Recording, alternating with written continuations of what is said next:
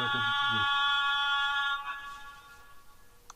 لوگ ایمان لائے اور عمل نیک کیے ان کے لیے خوشحالی اور عمدہ ٹھکانہ ہے۔ روزے کی ابتدا سحری سے ہوتی ہے۔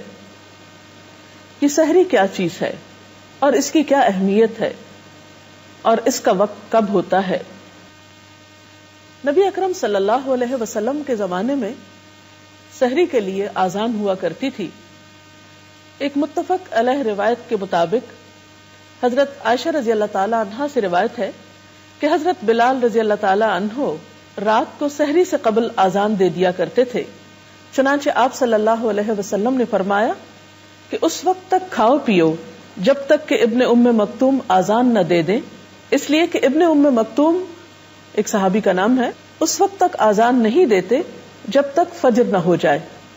اور سحری میں یہ بات بہت اہم ہے کہ انسان کچھ نہ کچھ کھا لے یا کچھ پی لے، کیونکہ بغیر کھائے پیے روزہ رکھنا کچھ پسندیدہ نہیں۔ حضرت عمرو بن العاص رضی اللہ تعالی عنہ کہتے ہیں کہ نبی صلی اللہ علیہ وسلم نے فرمایا کہ ہمارے اور اہل کتاب کے روزوں کے درمیان سحری کھانے کا فرق ہے۔ اور پھر آپ صلی اللہ علیہ وسلم نے اس کی مزید تاکید بیان کرتے ہوئے فرمایا کہ سحری کھانے والوں پر اللہ تعالیٰ کی رحمت نازل ہوتی ہے۔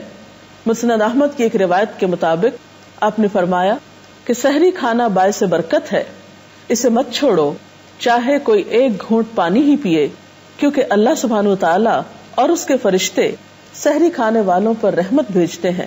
اس سے یہ پتا چلتا ہے کہ ہمارا دین ہمیں اعتدال سکھاتا ہے۔ جہاں دن بھر کھانے پینے سے بچنے کے لیے کہا گیا، وہاں روزے کی ابتدا میں یا آغاز میں کھانا کھانا یا کچھ بھی کھانا پسندیدہ قرار دیا گیا اور کچھ نہ کھانا اس سے منع کیا گیا۔ سحری آپ کسی بھی چیز سے کر سکتے ہیں، باقاعدہ کھانا بھی کھا سکتے ہیں، کھجور بھی کھا سکتے ہیں، دودھ پی سکتے ہیں، پانی پی سکتے ہیں، کسی بھی چیز سے آپ سحری کر سکتے ہیں، لیکن سحری کے وقت کھجور کھانا پسندیدہ عمل ہے۔ عن ابی ہریرہ قال قال رسول اللہ صلی اللہ علیہ وسلم نعم سحور المؤمن التمر، آپ نے فرمایا کہ مومن کے لیے بہترین سحری کھجور ہے۔ اب سحری سے متعلق کچھ چیزیں ایسی ہیں کہ جن کا ہمیں خیال رکھنا چاہیے۔ عام طور پر بہت سے لوگ صرف سحری اس لیے نہیں کھاتے کہ وہ صبح اٹھ نہیں سکتے یا ان کو اٹھنا مشکل لگتا ہے۔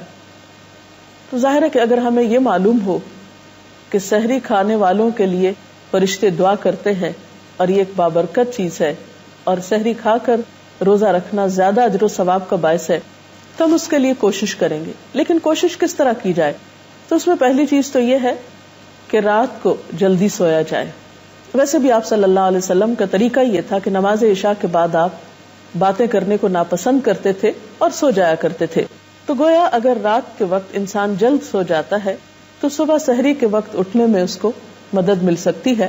پھر اسی طرح یہ ہے کہ اگر کسی کو اس وقت کھانا پکانے میں مشکل ہو تو آپ یہ بھی کر سکتے ہیں کہ رات کے وقت کچھ تیاری کر کے سو جائیں، اور اگر کھانے کو دل نہ بھی چاہے تو کوئی ایسی چیز اختیار کر لیں جو آپ کی پسندیدہ ہو، یا پھر یہ ہے کہ اس وقت آپ تھوڑا سا ہی کچھ لے لیں، کیونکہ آہستہ آہستہ یہ عادت آپ ڈیولپ کر سکتے ہیں۔ اگر ایک دن آپ تھوڑا سا کھائیں گے پھر دوسرے دن تھوڑا اور کھا سکتے ہیں۔ اور پھر یہ بھی ہے کہ کھانے میں اعتدال برتنا چاہیے، ایسی چیزیں کھانے سے بھی پرہیز کرنا چاہیے کہ جس سے آپ کو تکلیف ہو اور آپ کو بھاری پن محسوس ہو، کیونکہ اس سے پھر عبادت کی لذت ختم ہو کر رہ جاتی ہے۔ بعض اوقات یہ دیکھا گیا ہے کہ لوگ سحری کے وقت سے صحیح فائدہ نہیں اٹھاتے۔ سحری کا وقت ایک بہت بابرکت وقت ہوتا ہے، اس وقت دعائیں قبول ہوتی ہیں، اس وقت اللہ کے حضور جھکنا اور خشوع و خضوع سے نماز ادا کرنا ایک بہترین عبادت ہوتی ہے۔ اگر اس وقت تھوڑا بہت کھانے کے بعد انسان اپنے وقت کو ذکر الہی میں گزارے تو یہ انسان کے لیے بہت سعادت کا باعث ہو سکتا ہے اور اس کی روحانی قوت میں مزید اضافے کا سبب ہو سکتا ہے۔ لیکن یہ دیکھا گیا ہے کہ بعض اوقات لوگ اس وقت پھر سو جاتے ہیں۔ یہ سونا یعنی سحری کے وقت سحری کھا کر پھر سو جانا دو اعتبار سے نقصان دہ ہے۔ دینی اعتبار سے تو اس طرح کہ آپ صلی اللہ علیہ وسلم نے کھانے کے فوراً بعد سونے کو دل کی سختی کا سبب بتایا ہے، یعنی فوراً سونے سے دل سخت ہو جاتا ہے۔ اور دوسرا نقصان طبی نقصان ہے کہ اس طرح سونا دل کی شریانوں کو سخت کر دیتا ہے۔ تو اس میں بھی آپ دیکھ سکتے ہیں کہ دینی نقصان اور دنیاوی نقصان دونوں کتنے باہم قریب ہیں۔ ایک روحانی سختی ہوتی ہے دل کی اور ایک جسمانی سختی. پھر اسی طرح یہ کہ بعض لوگ اس وقت کو بات چیت کرنے میں، ٹیلی فون کرنے میں، گپ شپ میں گزار دیتے ہیں. تو فجر کا وقت بہت سہانا وقت ہوتا ہے. اس وقت کو روزہ رکھنے کے بعد نماز پڑھیے، نماز کے بعد قرآن پاک کی تلاوت کیجیے، کیونکہ ان قرآن الفجر کان مشہودا، اس وقت فرشتے حاضر ہوتے ہیں. ذکر اذکار کیجیے.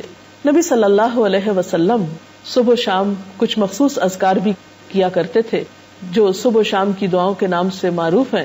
وہ دعائیں حفاظت کی دعائیں بھی ہیں. تو اگر اس وقت انسان ان دعاؤں کو پڑھتا ہے تو وہ اس کے لیے بہت اجر و ثواب کا باعث ہے.